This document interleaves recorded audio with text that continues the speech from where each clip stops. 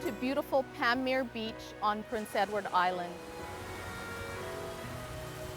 My name is Christine, and it's my pleasure to share some special information with you today. I'm a regular citizen, I'm not a scientist, and I've been really concerned about what's been happening with the health of our oceans and the health of our planet. And a question that I've posed to myself is, will it be plastic or planet? So Happy Ocean is a grassroots organization comprised of about 12 board members and also a volunteer pool that will come out and help us with different initiatives.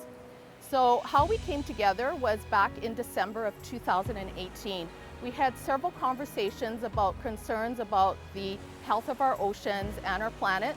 Without a doubt, as much as you've been seeing and I've been seeing, there is so much information about the impact of single-use plastics and plastics overall on the health of our oceans, on sea life, on humans, microplastics in the water, waste being sent back from other countries back to Canada for safe disposal. So certainly we know intuitively that we cannot continue on the path that we have been for these past several decades.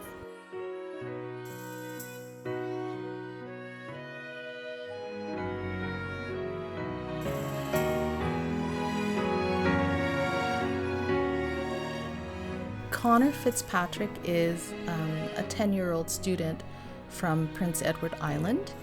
We met him at one of the do-it-yourself wax wrap sessions that he attended with his mother, Susan.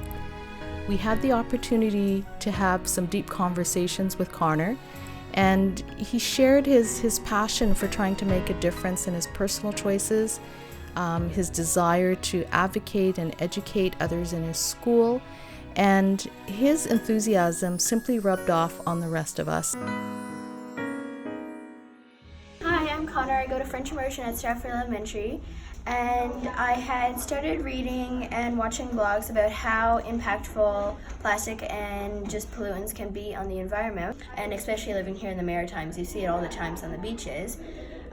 Is at our school, we don't have just general recycling bins. We just have recycling bins for paper and refundables. So I thought, like, why? That's nonsense. We have so many things that we bring, like the fruit cups, and most of our hot lunches containers come wrapped in recyclable things, but we had to throw them in the garbage because we can't put it anywhere else.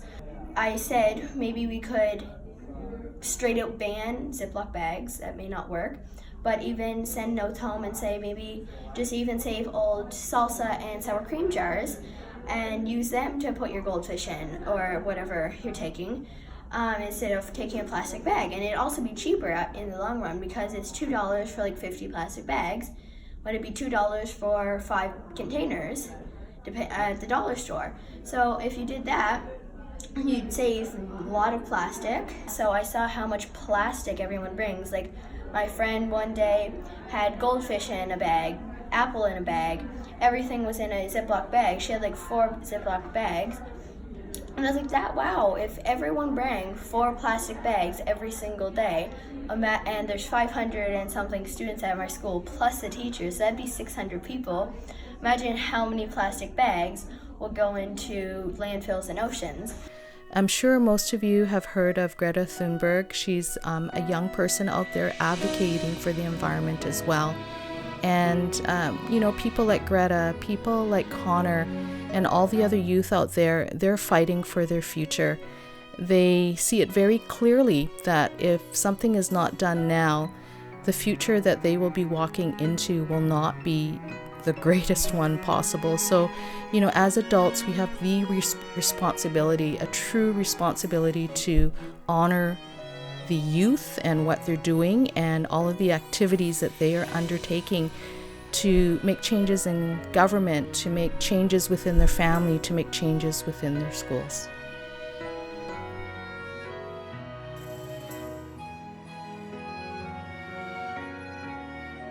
So Happy Ocean started having blue sky meetings, thinking about some different ideas about what we could do as a community to make a difference.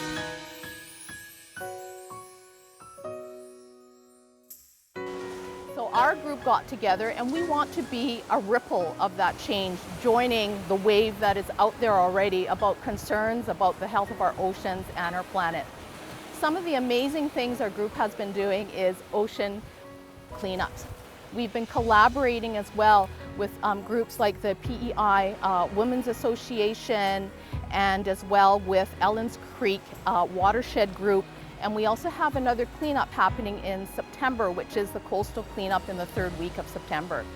Now, we've gone out, we spent a power hour in these different areas around Charlottetown and within Charlottetown, groups of between 20 to 30 people gathering together with the same common purpose of cleaning up trash that is on our beach, that is in our neighborhoods, that is polluting our lakes.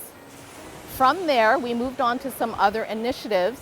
We launched a 30-day plastic challenge, and this was really exciting. We actually started quite small, and we did a beta test with our board members. And what we did was we made a firm commitment over a 30-day period to do one thing different, whether it was an education piece, learning something new about the health of our oceans or how to reduce our plastics. And we blogged this over a period of 30 days. Now, we had really good success with our trial, and then we launched it to the general public in May. So in May, we did a blast onto social media, articles on our blog every single day, and the response was phenomenal. We had people checking our blog from the US, Canada, Taiwan, places in Europe as well. So it certainly speaks to the power of social media and helping citizens like you and me elevate our message out into the world about the importance of healthy oceans and a healthy planet.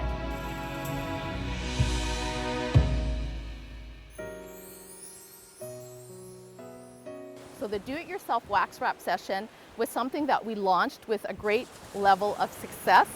We had 2 different sessions and they were packed between 25 to 30 people. And we were showing people alternatives to using plastic.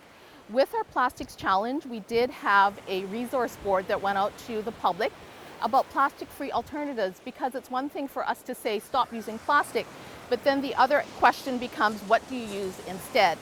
So the wax wrap sessions were a perfect way to show people alternatives.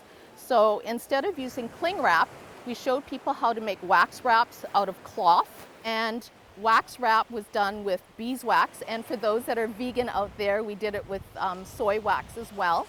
And it's actually a very simple technique. Myself, I don't consider myself crafty in any way, shape, or form, but found the do-it-yourself wax wrap sessions really, really enjoyable. From those sessions, there were more ripples created from those. We actually had a group of women from Brazil attending the sessions, and their intention after the session was to go home and pay for the wax wrap session in their community. As well, one of the attendees, and a shout out to Catherine Bryson out of Bryson Family Bakery in Iona, I saw her a month later after the wax wrap session. And I said, how are things going? Have you recreated wax wraps at home yourself? And she said, absolutely, take a look at what I'm doing. So she was at the farmer's market with her delicious cinnamon buns, and the trays were all wrapped with wax wrap sheets that she had made on more of a commercial size basis, and they were covering all of her trays. There are some other businesses in town that have also jumped onto the idea of running their business with a plastic-free agenda. A shout out to Leonhardt's Cafe as well in Charlottetown. Axel out there is doing some phenomenal work. He's gotten rid of the jam individual packets, and instead of doing that, he's created a jam station. People use reusable metal containers, fill them up with jam, and voila, you have a product that tastes much better. The jam is actually from PEI Preserve Company, and there's no plastic container to get rid of. I guess before the end of the year or next year, me and my vice principal will be thinking of ideas on how we could make Stratford Elementary maybe even the greenest school on the island. Woo! So hopefully at least something happens. Wow. You know, Connor, that is an amazing story. I have to applaud you, first of all, because you're very articulate. And secondly, you're advocating for change. And you know, as a young person hearing your voice, it inspires the rest of us. So thank you so much, Connor. Thank you. Thank you.